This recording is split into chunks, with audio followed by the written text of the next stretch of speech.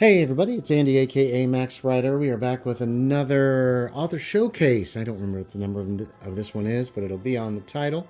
This is the Phantom of Gloaming Thicket, which came out on February 1st.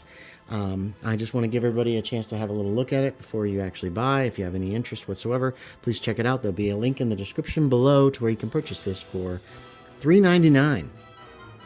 So we've got our, of course, cover and then a cover image, which tells where the cover came from. Here's the other Call of Cthulhu scenarios. And products I've added because we had the list of historical and fictional figures that went out. Phantom of Gloaming Thicket, here's our boilerplate front page.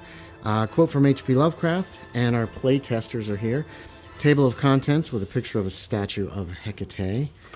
And then we're on to a foreword where I talk about where I got the idea from this. And then we're into the Phantom of Gloaming Thicket. Got your introduction for the GM and keeper's information, as well as player's information. This is a very short, more of an encounter than a scenario. Adapting the scenario looks at where else you could place it in time and space. Cthulhu Invictus, Regency, Down Darker Trails, Cthulhu by Gaslight, Jazz Age, and Modern are all covered here.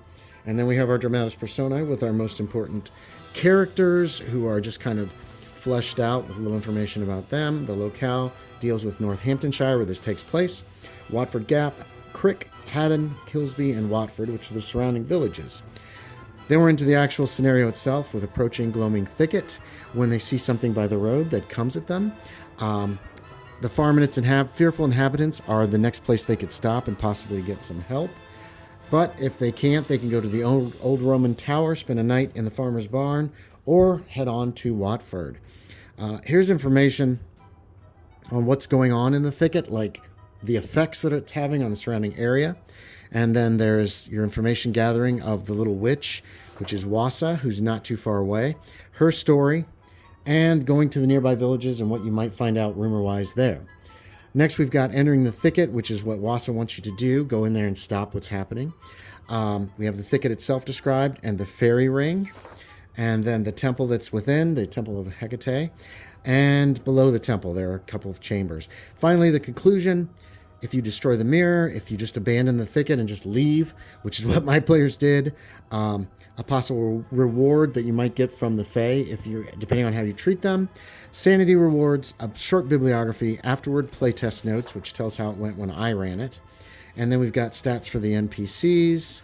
There's not too many of them. I've combined all the farmers together. We have got the creatures that are being used, stats for them, the two magical artifacts, the silver mirror and the fairy mask. Here are your maps. There's a rough map of the surrounding area, not to scale, and here's a map of the temple and beneath.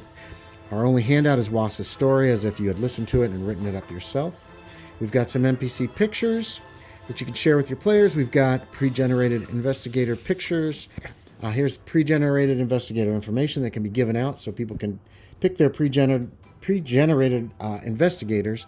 And then finally, we've got our 6 Dark Age investigators: Elfric, Arliss the Giant, Father Paul of Canterbury, Bertnoth the Smith, Brother Drake, and Sister Helena. Here's some information on the back cover image and a little about the author information. And then you've got your back cover for the Phantom of Gloaming Thicket. And that's pretty much it. It's pretty short. It's 44 pages altogether, including covers. And it's going for $3.99 at DriveThruRPG.